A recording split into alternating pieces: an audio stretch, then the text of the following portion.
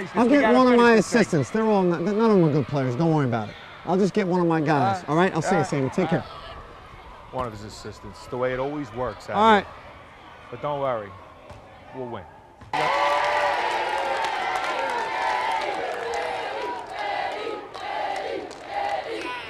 Ready? Good luck. Ready to go? Whenever you are. Let's go, baby. Come on.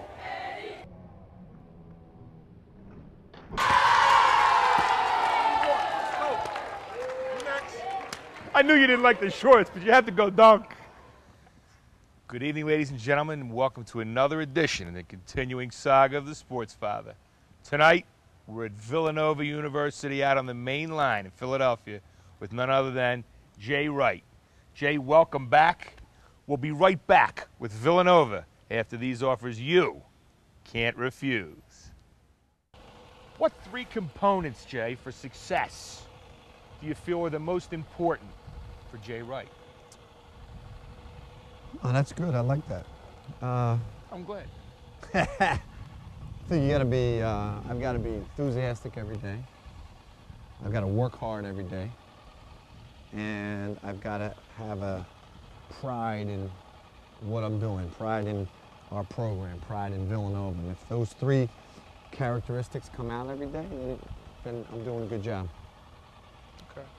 What's something that you as a coach, an intangible that other people that wouldn't be a coach fail to appreciate about a person or a player?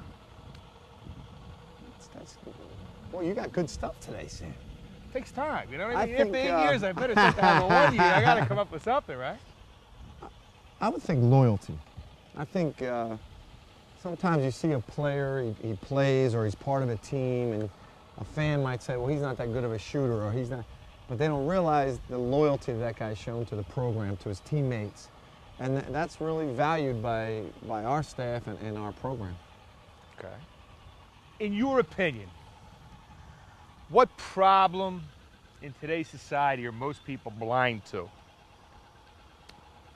Or most blind to?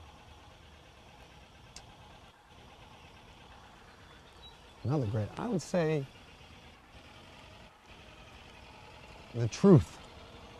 I think a lot of times people tell each other, especially dealing with young people, they tell them what they want to hear all the time instead of telling them the truth.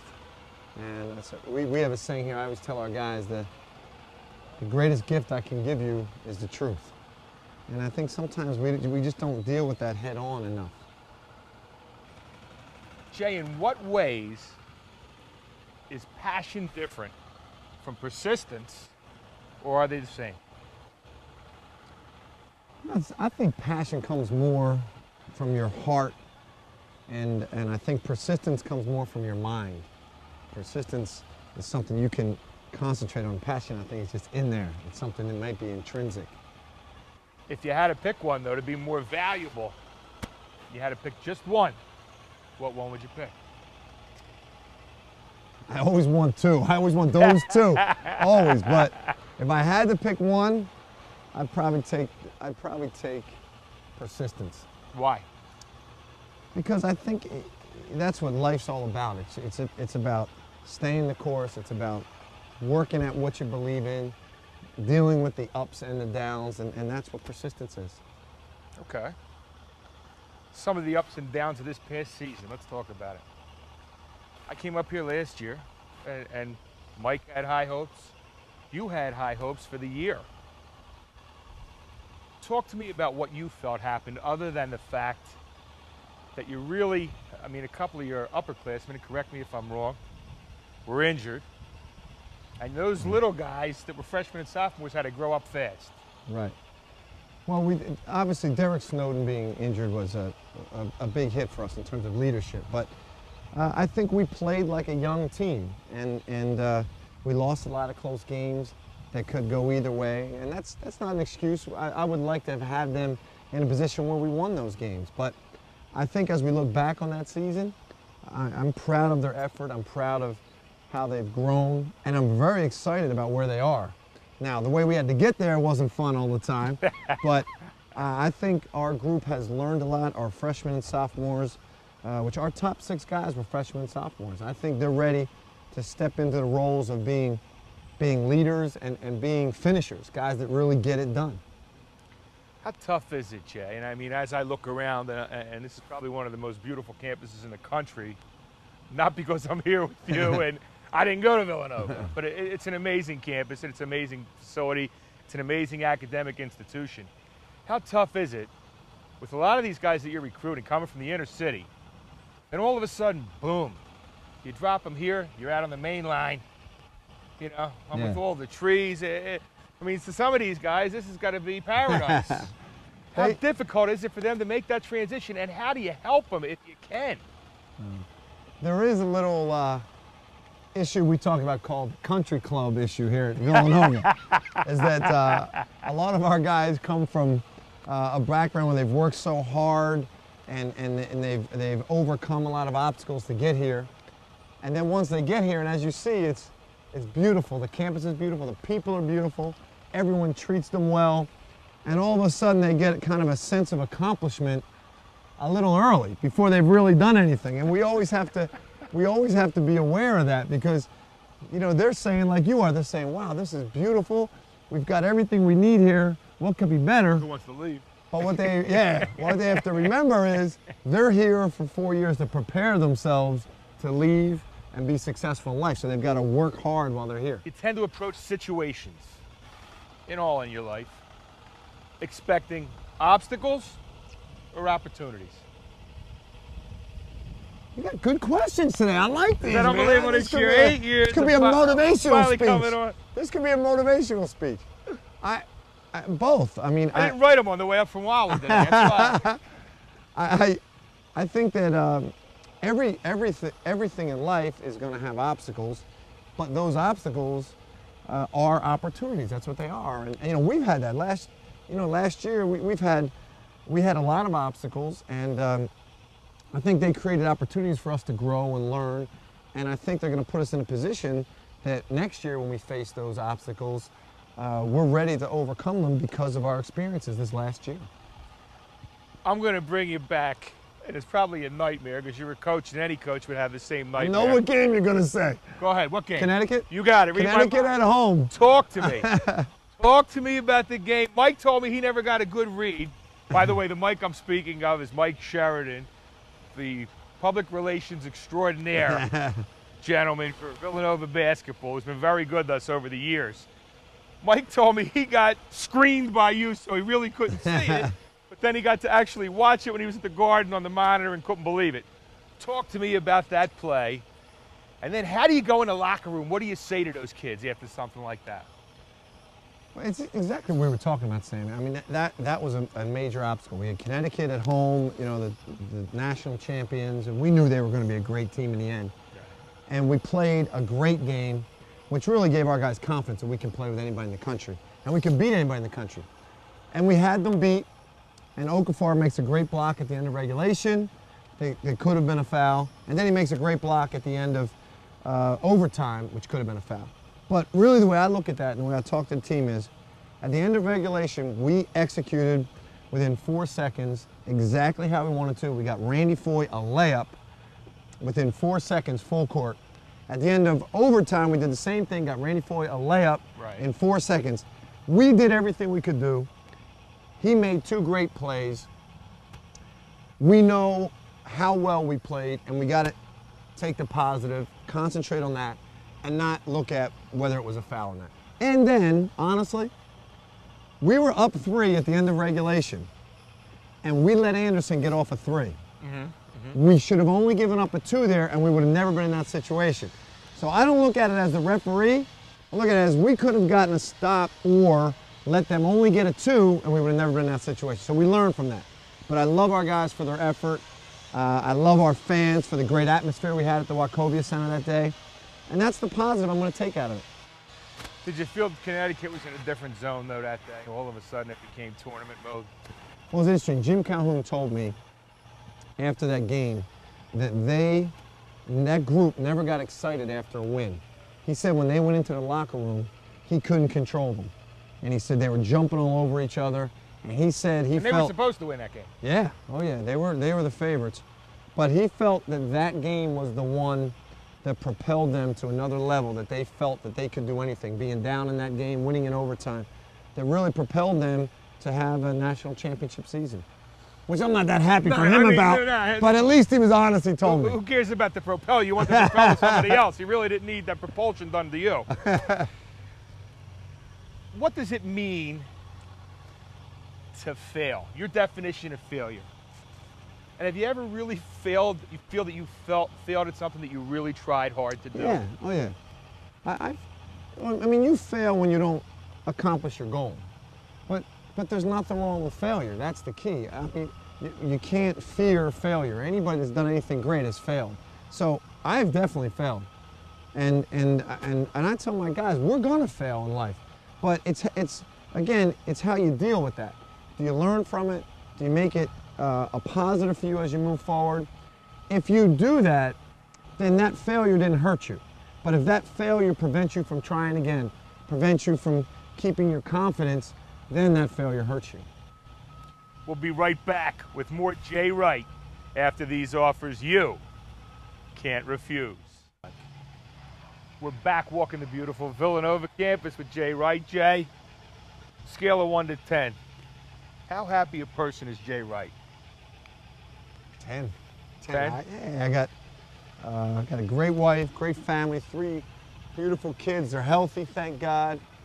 Look at this place. I love this place. I love my team. I do. I love the guys we've been able to get here to Villanova. And, you know, in the summertime, they're all here. You like spending time with them even off the court, not just on the court. So it doesn't get any better for me. Until a Final Four would make me, that would be 11. But then you come in with the Range Rover, you're out on the main line. Honest, Come the on. Range Rover, Tell me you'd be just as happy in a Volkswagen Bug. I would, Tell I me swear. that. As long as I got my wife, my kids, and my players that I love. As long as I had them, I would be fine. That leads to the next question, which is pretty good. In today's day and age, where so many people find it hard to be happy, is all this necessary? Why? Why? You have so many people that have nothing, that are happy, and then you have a lot of people, and it seems like the more they have, the less happy they are. That's Why? true.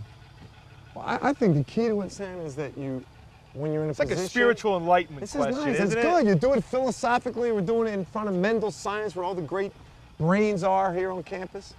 That includes me and you and these great brains. I think they might be handing out towels in a men's room in there, maybe. I don't know.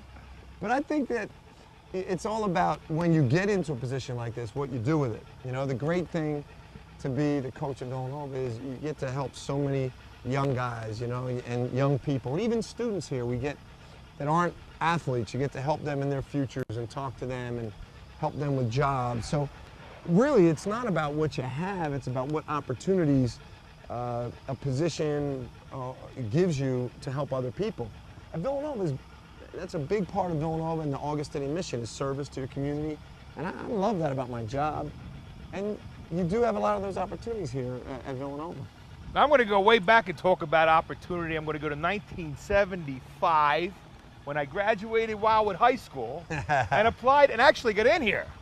Now that I'm looking around, I'm still bitter that I didn't come. How good would you look on this campus, though, huh? I forget you about would it. be beautiful walking through. I would have been nationwide by now. But the problem, the funny part about it is, I can remember sitting over in the hall when they did the admissions interview, and it was a Father Burke. Yes. And I sat there with my father, who dressed me all up. I had the suit on, the whole bit. And he said, just say yes, sir, no, sir, to everything the guy said, and maybe we have a prayer. And the funny part about it was, about a month before I graduated, I actually got accepted. I didn't go here, mistake, but good and bad, what do you look for when you go to these basketball camps and the meat markets and the playgrounds and the games? What do you look for? What's special about what Jay Wright looks for when he's going to recruit somebody to come to this institution? A lot of people do it different ways, and you've got to recruit people that are good for your program, and each program's different. What we want is basketball players. We want passionate basketball players. We want to see a guy that plays hard, that loves playing, that's talking to his teammates, that you can tell really knows the game. We're not as concerned about how big, how tall. We're concerned about, obviously they've got to have a certain level of talent or you can't play in the Big East. But when you look at all the guys that have the talent to play in the Big East, we try to find the guys that just love basketball and that would want to come here and work out all year, stay in the summer. You know, our guys are here all summer. We don't make them. They want to be here. They want to be working out. They want to be working with Tim Thomas and Alvin Williams and Kerry Kittles and Malik Allen and Michael Bradley. They want to be working out. So we want those kind of guys. And that's not easy to find, but that's really what we spend our time trying to determine about our recruits. Tough question. What went on at the St. John's with that whole St. John's scandal? Does that ever kind of make you think, wow, you know, something like that could be looming right around the corner? How tough? I mean, did you read about that first? Oh, yeah. Did you hear about it through the coach's grapevine? I mean, what happened with that? Every coach, it's every coach's nightmare. And it's every parent's nightmare. You know, you have a 17, 18, 19, 20-year-old kids. So as parents, we worry about our own kids. And when you go on the road with these guys, they're like your own children. You got to know they can get into things. They still don't make great decisions all the time. So we all fear that. We really do. And we all do our best. And I know Mike Jarvis did his best.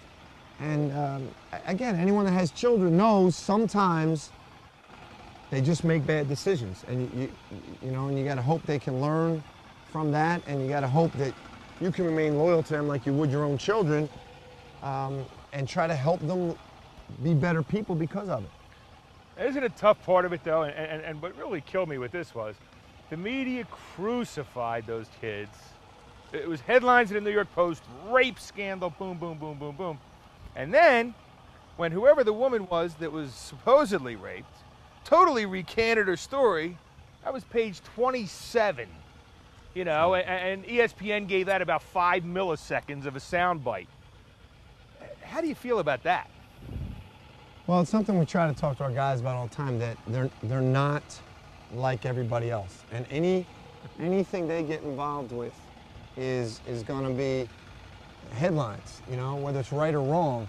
And that's why we all have to be careful about every situation we get into, because that's just the way it is now. It's not, I can't say whether it's right or wrong, it's just the way it is. So we tell our guys they are special. They do get treated specially here, but there's a responsibility that comes with that you really have to know you're always representing yourself, Villanova, and your family. So you got to be careful. Jay, we're in the final segment of the interview, and I'm going to ask some Villanovan or Villanovian questions, Augustinian questions here. You feel that in helping yourself, you help others in the process, or I have to rephrase that, in helping others, you actually help yourself in the process? Definitely, definitely. We say this to our players all the time, you know, they're going to be happier accomplishing things with others. They'll enjoy that more than they do any individual accomplishments. And it's the same thing with gaining, we were talking about earlier, gaining any level of respect or any position of respect. It gives you the opportunity to help others. And there's nothing that makes you feel better than making someone else feel good or helping someone else. So by helping others, every time we do something with our guys, something charity with kids in Special Olympics, the ones that get the most out of it are not the kids, it's us, because we feel great for a day or two. What 3 things in your life do you want that you don't have right now, besides the NCAA ring? I gotta be. And besides a bigger contract. No, I'm happy. I'm happy with right that. Where that number is? I'm happy with that. I can't say there's anything else in my life, honestly, that I want right now. I have healthy children, great wife. I love my team. The only thing is, I want my guys, I want my children, my own children, to grow up to be good people and happy, and I want my players to grow up to be champions and be successful in life. And that's really what drives me right now. You know, my own children and this team that we have right now. When Jay Wright coaches his final game, and hopefully that's not for quite a few years. You're younger than me, so it's got to be a long time from now. We can only hope, Sam. Hello, especially in his racket, Jay. Let me ask you, what would you like to be remembered for? Probably, What do you think what will they say about Jay Wright? I honestly don't care what people say about Jay, but I do care about what the guys that played for me and their families say. I would hope the guys that played for me and their families would say, I'm glad I went to Villanova. I have my degree. I'm successful in life. I'm glad I played for Coach Wright. I'm the best player I could possibly be. Because of that, I'm the best man I can possibly be because of that. That's what I hope. Jay, I mean, every year it's a pleasure coming up. This year we took the campus walk, and it's an amazing campus. Thanks for coming on the Sports Father, 4th year in a row. We love it. We love it. And I got to tell you what, this is one of the most pleasurable walks I've had in quite a while. We didn't tire you out, though. We didn't tire you out, did we? Not yet. We're going to play a little ball. We're going to do it. We'd like to thank you for watching. And don't ever forget, as I stand on the beautiful Villanova campus with Jay Wright, some people dream the dream and others live it.